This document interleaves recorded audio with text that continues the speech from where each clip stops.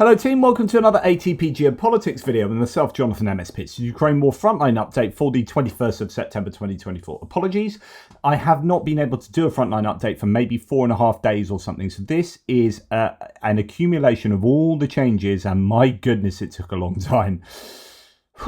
This is an accumulation of the changes over a long period of time, so there are a lot of changes, and a lot of them are not good for Ukraine, particularly on the eastern front of the front line. Now, Kursk is maybe a little bit different. That's obviously going to be better for Ukraine due to them being on the attack. Russians are counter-attack. Ukrainians seem to be counter-attacking, although it's a 6 of one, half dozen the other, I think, up in Kursk as well. If you don't know what the lines on my map mean, please check out the key on the screen at the moment. Although I have to say I'm not doing the yellow of deep state at the moment.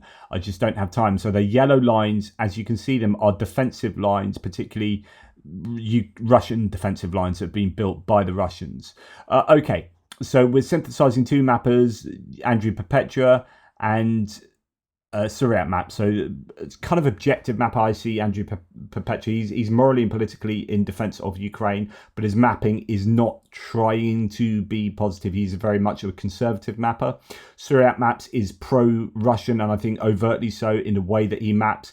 Whenever the Russian MD say they have moved forward, he just maps that straight away, even if it's just the evidence is only one vehicle that's blown up there. A Russian vehicle drives somewhere, gets blown up, that like the Russian control that. So there is a difference in the methodology of the two mappers.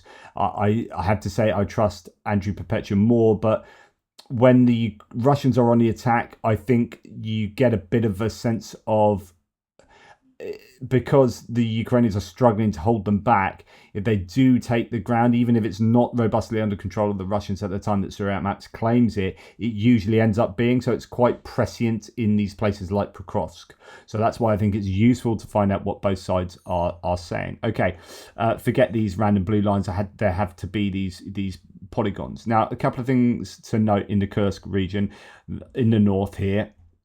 The first thing is that Andrew Perpetua now has the entire area to the west of the same river next to the Ukrainian border is now under control of the Ukrainians. So there's the border. This is the same river coming down here, and the Ukrainians control all of this area to the west there, as well as trying to take this area up to Glushkovko, up here. Through from the border through Novyi Put up to Veseloya, and then up to Glushkovko up there, as well as coming up here through Medveje. And there are some claims that there is some at least grey zone or Ukrainian control all the way along this border line, all the way over to the main salient area. We shall see, not 100% sure, but the Suryat Maps does indicate that the Ukrainians actually control more of this area than Andrew Perpetua is happy to admit. Andrew, as I said, is more conservative. He thinks that this is all a grey zone, quite a large grey zone, though. It has to be said for Andrew Perpetua. It's all kind of over this area there. But Suryat Maps has more control for the Ukrainians on this area of the border.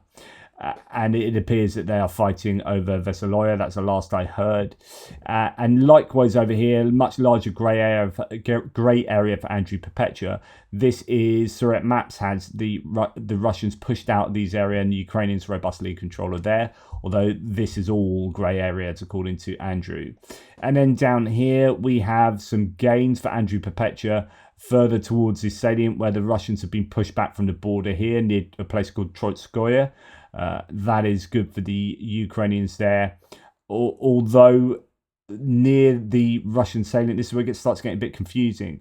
The Ukrainians have been pushed back here. So if you remember, you had this salient up here. The Russians they did their counterattack and they came beneath the same river. So here's the same river going across there. And the Russians came beneath that and pushed towards the east along here. And they've successfully pushed the Ukrainians back here, whilst the Ukrainians have then come up from the southern border here in a number of different places and pushed into the Russian rear and that's got the Russians to kind of have to turn about face and fight on two fronts here. Not quite sure of the granular success of different areas and what's going on right now, but the Russians having some success here, whilst also possibly facing some trouble behind. And the Ukrainians then, so the Russians took a load of area around here in their initial counterattack that came sort of through Snagost there, and Andrew Perpetua has the Russians then being pushed back in a counterattack by the Ukrainians, and up the north here, both mappers having the Ukrainians pushing the Russians back in that area too. So both the northwestern area, the salient, and just the western part in the middle, Ukrainians having some success. Across the border having success, but the Russians pushing quite a lot of through quite a lot of this land in the south of the western part of the salient here. Okay, so taking back all of that area. Now, Suriyat Maps also has the Ukrainians pushing back in this area on the east around the Ruskoye Perochnoye area of the front there. So good news for the Ukrainians there too. However, around the Borky area down here further to the south on the eastern side of the front line, both mappers have the Russians pushing the Ukrainians back here. So the counterattack did seem to be taking place mainly on this western side, and now more recently the Russians are pushing back on the eastern side as well, and I don't know how that is faring for the Ukrainians. Remember when I had these pins represent a line, my best fit line. It looks an absolute mess here. So essentially, if you were taking Andrew Perpetua's idea of where the Russians were previously, Andrew Perpetua has this blue line of where the Russian defensive line is. So that's where they robustly control any area to, in this case, the west of that line is going to be grey zone. But this is where his previous line was. And you draw an imaginary line between these pink pins, and that is where the Russians were. So they have taken all of this area. Now, it's a bit of a confusing polygon when it comes to Suriyat maps. They're the darker lines here. And it's here. If we draw a line from there, going all the way over here and down to there, that's where the Russians were previously, which is that amount of land that they've taken back, up to this red line. Now, there is a difference between the two mappers here. So Suriyat maps has a very different Russian defensive line to Andrew Perpetua, and actually Andrew Perpetua is more charitable to the Russians in this area. The Russians are further to the east, as according to Suriyat maps, than Andrew Perpetua. This was the mapping lines from yesterday. They might have changed already. So my map is arguably a little bit out of date because I didn't have the energy to record this video last night when I'd finished the mapping. And I was drinking wine and watching a film with my partner. So there you go. Okay, there's also activity. You know, the Russians have been pushed back in parts of Belgorod as well, but I've not seen any activity there lately.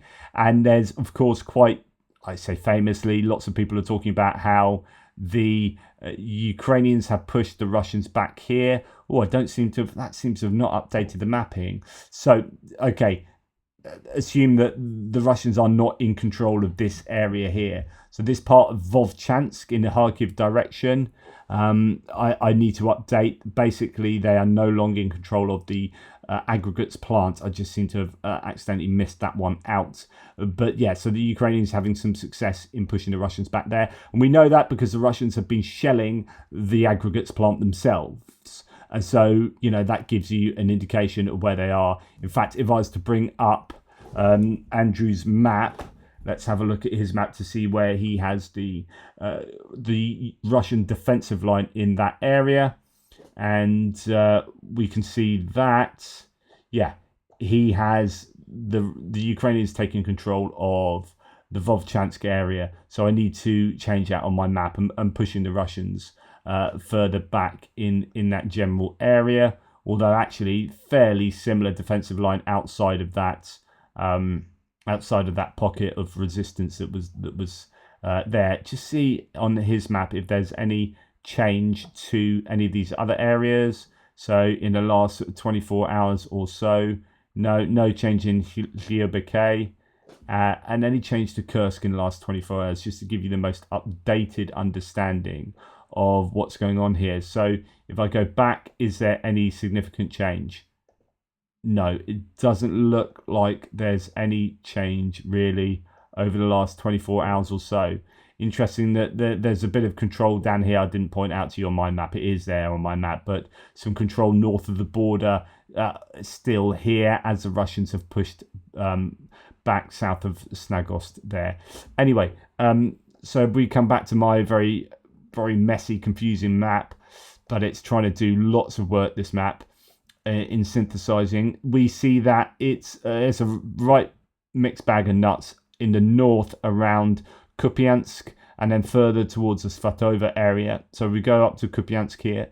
We have the Ukrainians pushing the Russians back, or some redrawing of the map to be a little bit more accurate, and probably more the case that actually there's some rejigging there pushing the Russians back. On the other hand, Surat Maps has the Russians pushing way down to the south of Sinkivka and on the way to Kupiansk in a worrying manner. So that is getting a lot closer to the urban environs of Kupiansk, but we'll see if that is indeed the case as the days go by. But yeah, some gains there, and then some gains north of this Pischane area where the Russians have really had some success of late. I don't know why that keeps coming up on my map. It's really irritating. Anyway, as you can see, Andrew Perpetua has some gains for the Russians to the west of Pischane, and Surat Maps has some fairly significant gains to the north around Tabaivka, filling in this gap there. Quite a big difference between the two mappers here. So if you look north of Tabaivka or around in Tabaivka, we have a sort of almost 2 kilometer difference there, and then over on the western side, you know, it might be as much as there's 3 kilometers, maybe 4 kilometers if you take that dimension. At the same time, Surat Maps showing, oh no, they are, that should be a different color. That's not blue actually. That should be red. So they have moved further to the west around Pischane. So both mappers are agreeing that. Ignore the blueness of those pins. My bad. When you're dropping like 1,000 pins, it can get a bit confusing. Right. Then there are some small gains for the Russians south of Novosibirsk here, and that is, yeah, just a few fields there. But again, these sort of creeping gains that make a difference when you accumulate them after a while. And then as we come past Svatova, which is here, and we move on towards Kremina, which is down here, then you come to the quite a bit of change to this northeastern axis, where Russians gaining here around is this Makivka, Makivka there. So Surat Maps showing some gains to the southern side of that, and Andrew Perpetua starting to agree with Surat Maps there, with most of Makivka now under Russian control, and the rest of it will just be grey zone. And then as we come further to the south, we come to Nevska, where the Russians have been pushing further and further to the west to get to the Oskil River. That's really annoying. It keeps coming up with that grey thing underneath my cursor, and then I have to press off it does this. Anyway, just me whinging. You can see that if we join these pins here, draw a line through the pins, that's where the Russian line was as far as Andrew Perpetua is concerned, and this is where it was as far as Surat Maps is concerned. So Surat Maps showing an increase of this kind of area, whereas Andrew Perpetua, all of this in basically in that whole area is a gain for the Russians over the last sort of 4.5 days.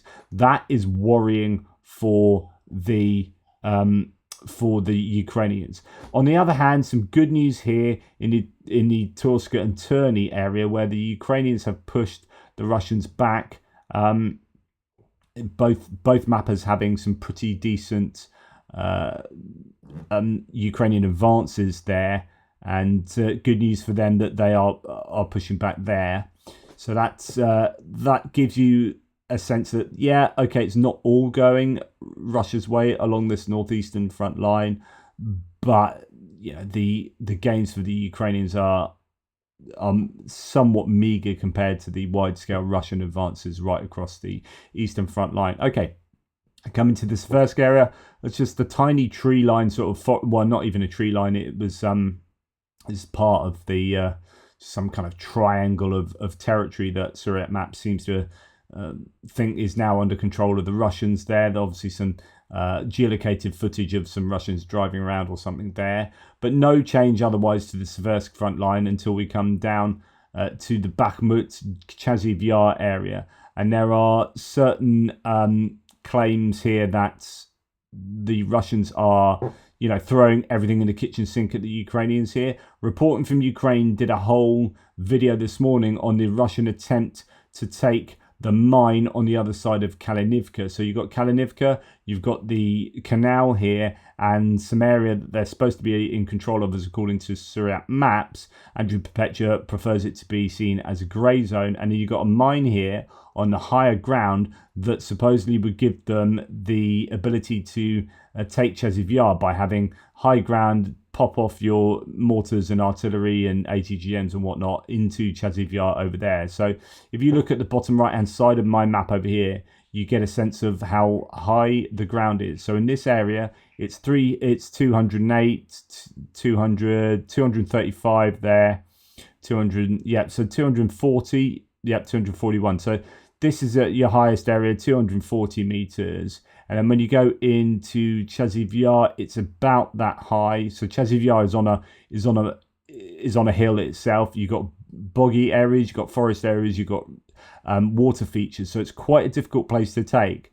But one of your best options is to be on a hill that kind of overlooks Chaziv Yar. So it drops a little bit. Well, not really, but basically this gives you sight onto Chaziv Yar, whereas if you're attacking from this direction, you're going gradually uphill from so that's sort of 210 meters, so it's a 20-meter incline from over here to attack up into Chaziv Yar. So what they've been doing apparently is trying to get into this mining area to then take it down here. And failing that, they're trying to get further to the north.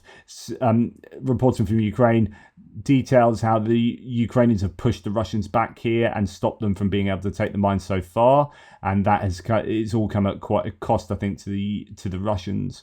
But they are certainly pushing, and as you can see here, they are taking some considerable land. Basically, they're going to take all the land up to the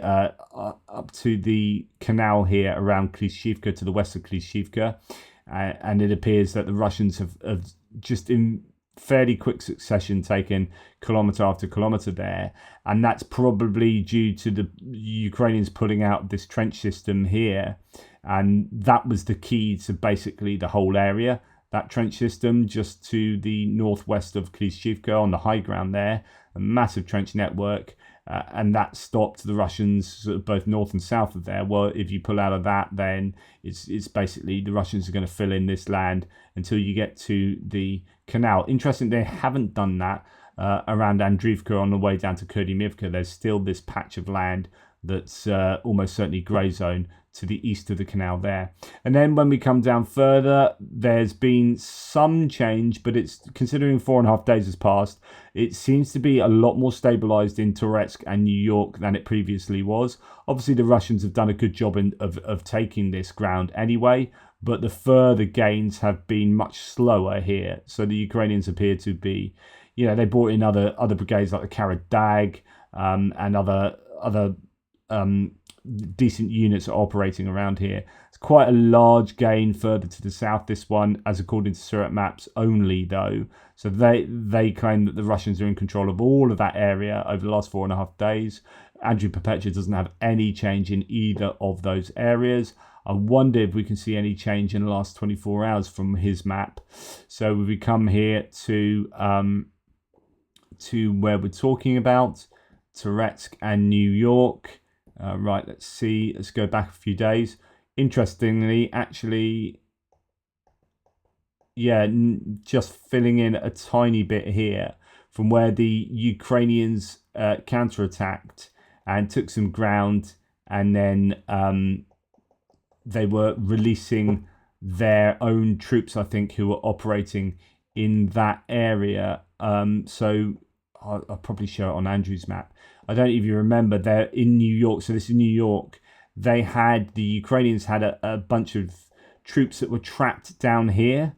And if we go back some time, yeah, so there it was. So the Russians controlled this, but actually the Ukrainians had a load of troops who were at the time, we didn't realize, but it's not really rendering very well there, but we were trapped in this chemical plant in the middle of New York.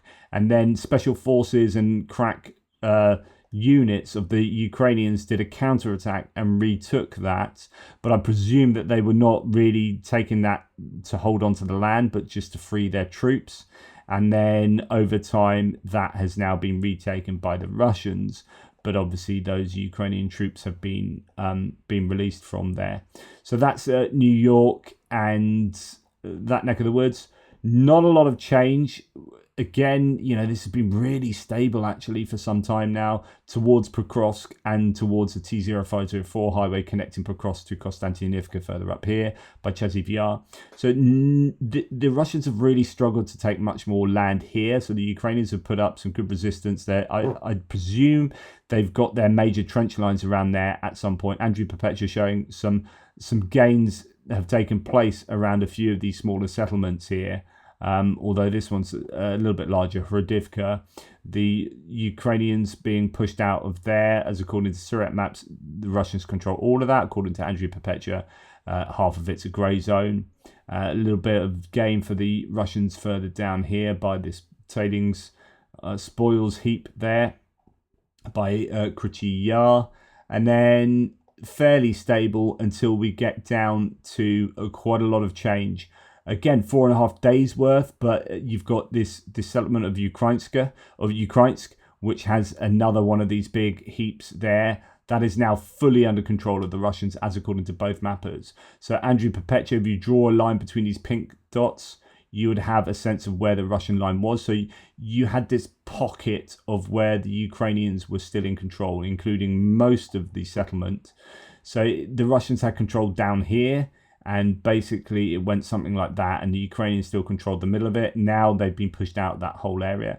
And the same for Surat maps, although not as pronounced.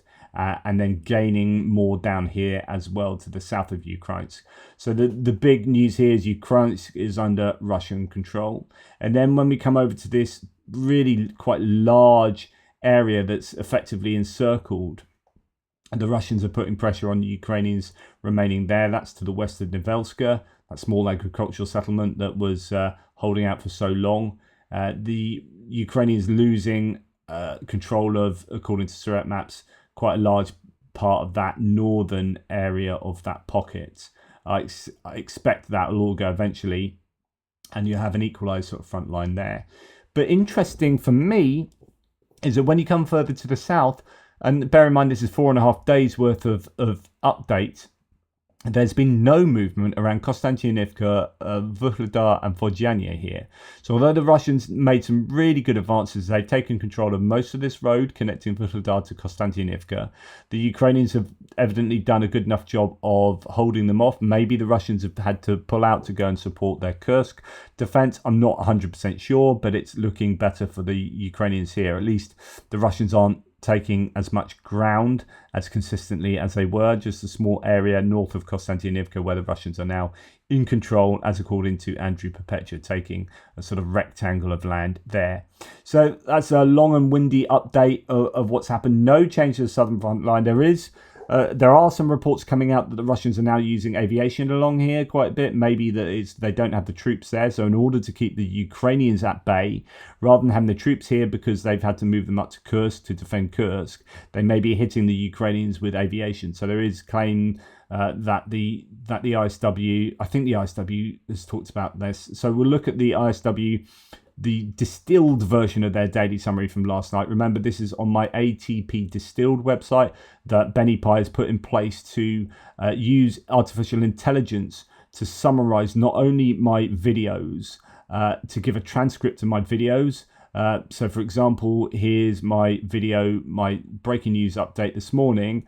That is, if you don't have time to watch a video, you get an AI synopsis, bullet points, and split into chapters, and you can read through that. If you can't listen to a video or watch a video, you can always read to catch up on news. And someone messaged yesterday to say it's the first day that they had used this alongside watching it, so they could compare. They actually watched a video, and the AI summary was already out, and they could just read the video as I went along it. So that's interesting.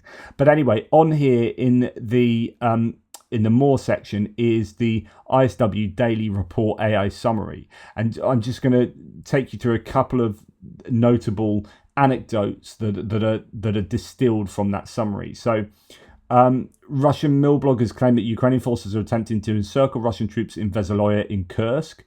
So this is back up in the Kursk region. I'm going to go back there, and we're going to look at a couple of, just to finish off the video, we'll look at a couple of sources concerning Kursk up there that I didn't do earlier. I left it to the end. So Veseloye is this place here, where the Ukrainians are attacking across the border up to Veseloye, and the idea is that the Russians could be encircled there, according to yesterday's Institute for the Study of War synopsis.